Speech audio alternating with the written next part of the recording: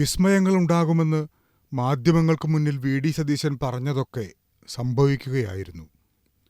പിണറായി സർക്കാരിൻ്റെ വികസന പ്രഖ്യാപനങ്ങൾക്കും പ്രചാരണ വേലകൾക്കും മുന്നിൽ ഒന്നുമല്ലാതിരുന്ന പ്രതിപക്ഷത്തിൻ്റെ നേതാവ് പക്ഷേ വിസ്മയങ്ങൾ വിളിച്ചു വരുത്തുകയായിരുന്നു. ഇടതുപക്ഷത്തെ തലയെടുപ്പുള്ള നേതാക്കളെ പുറത്തു കൊണ്ടുവന്നപ്പോൾ CPM അമ്പരന്നു. ജി. സുധാകരൻ മാത്രമല്ല, ഗോവിന്ദനും കുഞ്ഞികൃഷ്ണനുമൊക്കെ പാർട്ടിയെ തള്ളിപ്പറഞ്ഞപ്പോൾ സതീശൻ ചോദിച്ചു, ഇനിയും വിസ്മയങ്ങൾ വേണോ എന്ന്. UDF 100-ലേറെ സീറ്റുകൾ നേടുമെന്ന് സതീശൻ പറഞ്ഞപ്പോൾ മലർപ്പൊടിക്കാരൻ്റെ സ്വപ്നമായി നിരീക്ഷകർ ഉൾപ്പെടെ വിധിയെഴുതി. എന്തും പറയാൻ കഴിയുന്ന സർവേകളിൽ പോലും UDFന് സെഞ്ചുറി കിട്ടിയില്ല. കേരളത്തിലെ ജനങ്ങൾ പക്ഷേ വി.ഡിയുടെ വിസ്മയ സ്വപ്നങ്ങൾക്കൊപ്പമായിരുന്നു. 102 സീറ്റുകളുമായി ഇടതുമുന്നണിയെ നിലംപരിശാക്കി UDF തിരിച്ചു വരുമ്പോൾ വിസ്മയം കൊള്ളാതെങ്ങനെ? വിസ്മയമുണ്ടായില്ലെങ്കിൽ വനവാസത്തിന് പോകുമെന്നും പിന്നെ കാണില്ലെന്നും പറയാൻ സതീശനല്ലാതെ മറ്റാർക്കാണ് നെഞ്ചുറപ്പുള്ളത്? മിന്നുന്ന വിജയം നേടിയിട്ടും മുഖ്യമന്ത്രി ആരെന്ന് തീരുമാനിക്കാൻ കോൺഗ്രസിന് 11 ദിവസം വേണ്ടി വന്നു. മനോഹരമായ ജനാധിപത്യ പ്രക്രിയയെന്ന് പറയാമെങ്കിലും നാട്ടുകാർ വിവരമറിഞ്ഞു. പട നയിച്ചവർ നാട് നയിക്കട്ടെയെന്ന് കേരളമാകെ വിളിച്ചു പറഞ്ഞ അഭൂതപൂർവമായ വിസ്മയത്തിനും കാലം സാക്ഷിയായി. ഒടുവിൽ ജനവികാരത്തിന് കോൺഗ്രസ് ഹൈക്കമാൻഡ് കീഴടങ്ങുകയായിരുന്നു. മുഖ്യമന്ത്രി പ്രഖ്യാപനം കേൾക്കാൻ നാട് മുഴുവൻ കാത്തിരുന്നു എന്ന് പറയാം. അണപൊട്ടിയ ആഹ്ലാദം കേവലം കോൺഗ്രസ് പ്രവർത്തകരുടെ മാത്രമായിരുന്നില്ല. ജനാധിപത്യത്തെ സ്നേഹിക്കുന്ന, സതീശനിൽ പ്രതീക്ഷയർപ്പിക്കുന്ന ആയിരങ്ങൾ അതിൽ പങ്കുചേർന്നു. പ്രഖ്യാപനം വന്നപ്പോൾ മുതൽ വീണ്ടും സതീശന്റെ വിസ്മയ നിലപാടുകളാണ് പുറത്തുവരുന്നത്. ഗ്രൂപ്പില്ലാതെ ഒറ്റയ്ക്ക് നിന്ന് പാർട്ടിയെ നയിച്ച പ്രതിപക്ഷ നേതാവ് എല്ലാവരെയും ഒരുമിച്ച് നിർത്താനുള്ള ശ്രമങ്ങളാണ് ആദ്യം തുടങ്ങിവെച്ചത്. ഹൈക്കമാൻഡിനും ഘടകകക്ഷികൾക്കും നന്ദി പറഞ്ഞ വി.ഡി. മുഖ്യമന്ത്രി പദം ദൈവനിയോഗമാണെന്ന് പറയുമ്പോൾ കേരളത്തിലെ വിശ്വാസ സമൂഹത്തിൻ്റെ മനസ്സാണ്, പ്രാർത്ഥനകളാണ് കൂടെയെത്തുന്നത്. തീരുമാനങ്ങൾ ഒന്നിച്ചെടുക്കുമെന്നും ഒരുമിച്ച് മുന്നോട്ടു പോകുമെന്നുമായിരുന്നു ആദ്യ പ്രഖ്യാപനം. കോൺഗ്രസിന്റെ മുതിർന്ന നേതാക്കളായ AK ആന്റണിയെയും VM സുധീരനെയും കണ്ട് സതീശൻ അനുഗ്രഹങ്ങൾ വാങ്ങി. കേരളം ഉണ്ടായതിനു ശേഷമുള്ള ഏറ്റവും നിർണായകമായ ഒരു കാലഘട്ടത്തിൽ നിയോഗം കോൺഗ്രസ് പാർട്ടി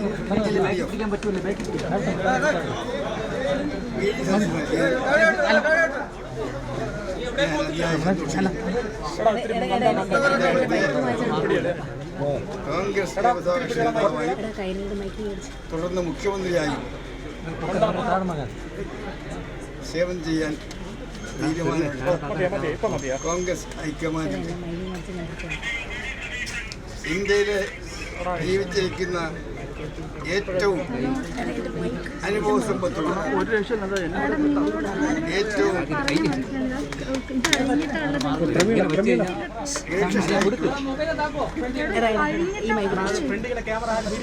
സോണിയാഗാന്ധിയുടെ ഉപദേശം സ്വീകരിച്ചു രാഹുൽ ഗാന്ധിയും കോൺഗ്രസ് പ്രസിഡന്റ് മല്ലികാർജുൻ കൂടിയാണ് വി.ഡി. സതീശനെ ഈ സ്ഥാനത്ത്. ഞാൻ ആ തീരുമാനത്തെ പൂർണ്ണമായി പിന്താങ്ങുന്നു, സന്തോഷത്തോട് സ്വീകരിക്കുന്നു. സതീശന് എല്ലാവിധ പിന്തുണയും ഞാൻ വാഗ്ദാനം ചെയ്യുന്നു. അടുത്ത 5 വർഷക്കാലം കേരളത്തിൻ്റെ ഒരു സുവർണകാലമായി മാറട്ടെ ഞാൻ ആശംസിക്കുന്നു. ഒറ്റ കാര്യം മാത്രമേ 2003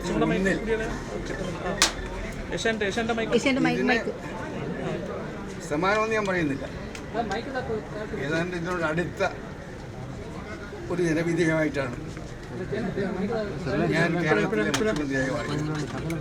ആ കാലത്തും വലിയ ആരവവും മാധ്യമ പിന്തുണയും എനിക്കുണ്ടായിരുന്നു. പക്ഷെ കുറെ കഴിഞ്ഞപ്പോൾ ആരവങ്ങൾ കെട്ടടങ്ങി, മാധ്യമങ്ങൾ എനിക്കെതിരെ തിരിഞ്ഞു. കാരണം അന്നത്തെ ഗവൺമെൻറ് അന്നത്തെ സാഹചര്യത്തിന് പരിഹാരം ഉണ്ടാക്കാൻ എടുത്ത ചില കഠിന തീരുമാനങ്ങളായിരുന്നു. കേരളം സാമ്പത്തികമായി തകർന്ന് പാപ്പരായി. മുഖ്യമന്ത്രിക്ക് ഡൽഹിക്ക് പോകാൻ ഒരേ ടിക്കറ്റ് നൽകാൻ പോലും ഇന്ത്യൻ എയർലൈൻസ് തടസ്സം നിന്നൊരു കാലഘട്ടത്തിൽ എല്ലാവരും കൊണ്ട് ആലോചിച്ച് ചില കടുത്ത തീരുമാനം എടുക്കേണ്ടി വന്നു. അതോടുകൂടി ആർപ്പൊളിച്ചവരെല്ലാം തിരിഞ്ഞു. ആർപ്പൊളിച്ച മാധ്യമങ്ങളെല്ലാം കല്ലെറിയാൻ തുടങ്ങി. ആ സാഹചര്യം ദയവ് ചെയ്ത് ഇനി സദസ്യനും സഹപ്രവർത്തകർക്കും ഉണ്ടാകരുത്. തുടക്കത്തിൽ തന്നെ ഒന്നിനു പറയും ഒന്നായി ജനപ്രിയ പ്രഖ്യാപനങ്ങൾ മനസ്സിൽ പല സ്വപ്നങ്ങളും കാണും.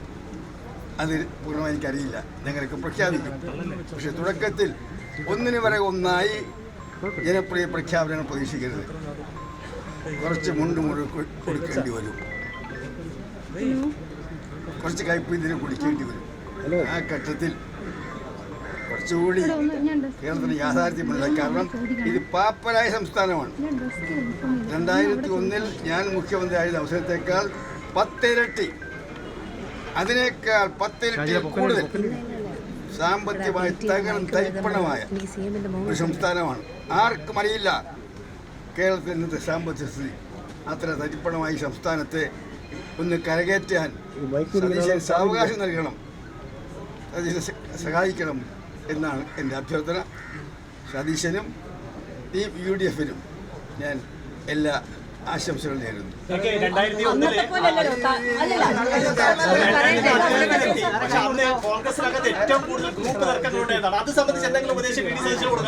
ഞങ്ങളൊക്കെ സംസാരിച്ചു.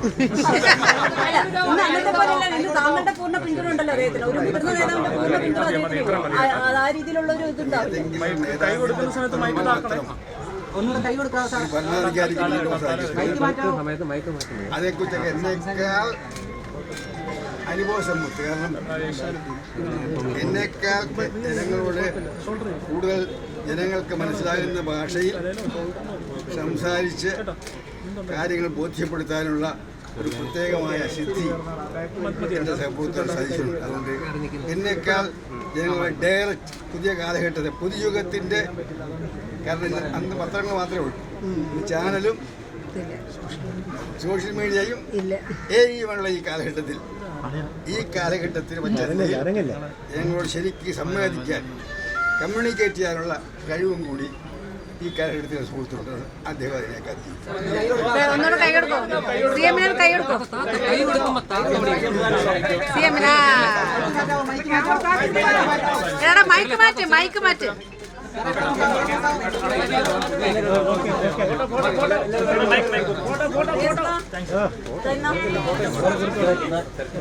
KPCC പ്രസിഡന്റ് സണ്ണി ജോസഫിനെയും സതീശൻ സന്ദർശിച്ചു. മുഖ്യമന്ത്രി സ്ഥാനത്തേക്ക് കരുക്കൾ നീക്കിയ KC വേണുഗോപാലിനെയും രമേശ് ചെന്നിത്തലയെയും VD തള്ളിപ്പറയുന്നില്ല. ചെന്നിത്തലയുടെ വീട്ടിലെത്തി തന്റെ നേതാവാണെന്നും ജ്യേഷ്ഠ സഹോദരനാണെന്നും പറഞ്ഞ സതീശൻ ഉള്ളുതൊടുന്ന വാക്കുകളിലൂടെ പടയൊരുക്കുന്നവരെയും കൂടെ നിർത്തുകയാണ്. പ്രതിപക്ഷ നേതാവെന്ന നിലയിൽ നിരവധി തവണ ഏറ്റുമുട്ടിയ പോർമുഖങ്ങൾ തുറന്ന പിണറായി വിജയന്റെ വീട്ടിലും സതീശനെത്തി എല്ലാ പിന്തുണയും അഭ്യർത്ഥിച്ചു. പിണറായി സർക്കാർ തുടങ്ങിവെച്ച വികസന പ്രവർത്തനങ്ങൾ തുടരുമെന്ന് പറയാനും സതീശൻ മടിച്ചില്ല. ഞാൻ അദ്ദേഹത്തെ കാണാൻ വന്നത്, അദ്ദേഹം കേരളത്തിലെ രാഷ്ട്രീയ നേതാക്കളിൽ ഏറ്റവും സീനിയറായിട്ടുള്ള ഒരാളാണ്. 10 വർഷം മുഖ്യമന്ത്രിയായിരുന്ന ആളാണ്. 16 വർഷം പാർട്ടി സെക്രട്ടറി ആയിരുന്ന ആളാണ്. പരിണതപ്രജ്ഞനായ ഒരു രാഷ്ട്രീയ നേതാവാണ്. അപ്പോൾ നമ്മളൊരു പ്രധാനപ്പെട്ട ദൗത്യം ഏറ്റെടുക്കുകയാണ്. മാത്രമല്ല അദ്ദേഹം പ്രതിപക്ഷ നേതൃസ്ഥാനത്തേക്ക് കൂടി വരികയാണ്. നമ്മുടെ കേരളത്തിൻ്റെ കാര്യങ്ങൾക്ക് വേണ്ടിയിട്ട്, പ്രധാനപ്പെട്ട കാര്യങ്ങൾക്ക്, എല്ലാ കാര്യങ്ങൾക്കും ഒരുമിച്ച് നിൽക്കാൻ പറ്റില്ല, രാഷ്ട്രീയമുണ്ട് ഉറപ്പായിട്ടും. പ്രധാനപ്പെട്ട കാര്യങ്ങൾക്ക് വേണ്ടിയിട്ട് ഒരുമിച്ച് നിൽക്കാൻ നമുക്ക് പറ്റണം. അത് പറ്റുമെന്നാണ് എൻ്റെ പ്രതീക്ഷ. ആ കാര്യത്തിൽ അദ്ദേഹത്തിൻ്റെ പിന്തുണ കൂടി ഞാൻ വികസന പദ്ധതികൾ സർക്കാരിന് മാറ്റുന്ന ഒരു സാഹചര്യം അങ്ങനെ ഉണ്ടാവും. ഒരു മുന്നണി സർക്കാർ കൊണ്ട് വികസന പദ്ധതികൾ പിന്നീട് അടുത്ത സർക്കാർ വരുമ്പോൾ ഒരു കാരണവശാലും മാറ്റില്ല. അതെന്തിനാണ് മാറ്റുന്നത്? ഗവൺമെൻറ്റുകൾ എന്ന് വെച്ചാൽ കണ്ടിന്യൂവേഷനാണ്, തുടർച്ചയാണ് ഗവൺമെൻറ്. കഴിഞ്ഞ ഗവൺമെൻറ് തുടങ്ങി ചിലപ്പോൾ നമ്മൾ വലിയ വിമർശിച്ചിട്ടുള്ള പല ഭാഗങ്ങളിലൊക്കെ ചില വല്ല കറക്ഷൻസോ വല്ലതൊക്കെ വരും. അല്ലാതെ ഒരു ഗവൺമെൻറ് തുടങ്ങിയ പരിപാടി വേറെ ഗവൺമെൻറ് ഒന്നും മാറ്റിയാൽ കേരളം ഉണ്ടാവും. അതൊന്നും ചെയ്യില്ല. സത്യപ്രതിജ്ഞ ക്ഷണിച്ചോ? ചോദിച്ചോ നല്ലത് ഞങ്ങൾ തമ്മിൽ അകത്തിരുന്ന് സംസാരിച്ചത് നിങ്ങളോട് വന്ന് പുറത്തുവരാൻ പറ്റുമോ? സത്യപ്രതിജ്ഞയ്ക്ക് ക്ഷണിച്ചോ? സത്യപ്രതിജ്ഞയ്ക്ക് ക്ഷണിച്ചു. പങ്കെടുക്കുമെന്നാണ് പറഞ്ഞത്. പങ്കെടുക്കുമല്ലോ അല്ലേ? ഓക്കെ, ഒരു സന്തോഷം, ഒരു സന്തോഷം. കോൺഗ്രസിനകത്തും പുറത്തും ജനഹിതമറിഞ്ഞ സമീപനങ്ങൾ കൊണ്ട് സതീശൻ നിലപാടുകളുടെ രാജകുമാരനാകുന്നു.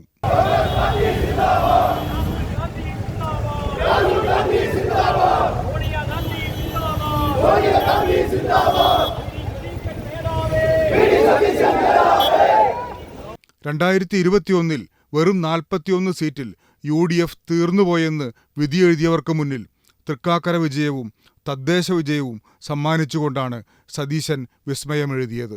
തുടർച്ചയായി പ്രതിപക്ഷത്തിരിക്കേണ്ടി വന്ന ഘടകകക്ഷികൾക്കും പ്രവർത്തകർക്കും ആത്മവിശ്വാസം നൽകുന്നതിനായിരുന്നു സതീശന്റെ പ്രഖ്യാപനങ്ങൾ. കാസർഗോഡ് മുതൽ തിരുവനന്തപുരം വരെ VD സതീശൻ നയിച്ച പുതുയുഗയാത്രയെ തുടർന്നാണ് വിസ്മയങ്ങൾ ഒന്നൊന്നായി വിരിഞ്ഞിറങ്ങിയത്. ടീം UDF എന്ന് ആവർത്തിച്ചു പറഞ്ഞ് എല്ലാവരെയും കൂടെ നിർത്തിയ സതീശൻ തുറന്ന സംവാദത്തിന് മുഖ്യമന്ത്രി പിണറായി വിജയനെ വെല്ലുവിളിക്കാനും ചങ്കൂറ്റം കാട്ടി. വ്യക്തിജീവിതത്തിൽ വായനയും വിചാരങ്ങളുമായി മുന്നോട്ടു നീങ്ങുന്ന സതീശൻ പ്രതിസന്ധി ഘട്ടങ്ങളിൽ സങ്കീർത്തനങ്ങളിൽ നിന്നാണ് ശക്തി നേടിയത്. പൊതുപ്രവർത്തകനെന്ന നിലയിൽ പാർട്ടിയിലും സർക്കാരിലുമൊക്കെ പല അവസരങ്ങളുണ്ടായെങ്കിലും അവയെല്ലാം ചുണ്ടിനും കപ്പിനുമിടയിൽ തട്ടിപ്പോകുന്ന നിരവധി അവസരങ്ങളുണ്ടായി. അന്നൊക്കെ വായനയിൽ നിന്ന് കരുത്തു നേടിയ VD കാടിനോടും കാട്ടാറുകളോടുമാണ് സങ്കടം പറഞ്ഞു തീർത്തത്. ഇപ്പോഴിതാ മന്ത്രി പോലുമാകാതെ നേരിട്ട് മുഖ്യമന്ത്രിയായി വിസ്മയം തീർക്കുന്നു. ഇത് കാലത്തിൻ്റെ വിധിയെഴുത്തായിരിക്കാം. കർഷകന്റെ മനസ്സും തീരാത്ത കുതിപ്പിന് കരുത്തുമുള്ള പറവൂരിൻ്റെ VD ഇപ്പോഴിതാ കേരളത്തിൻ്റെ അമരക്കാരനാകുന്നു. പുതുയുഗത്തിൻ്റെ കാവൽക്കാരനാകുന്നു. ഞങ്ങളുണ്ട് കൂടെയെന്ന് ആർത്തുവിളിച്ച് കേരള ജനത കൂടെ ചേരുന്നു.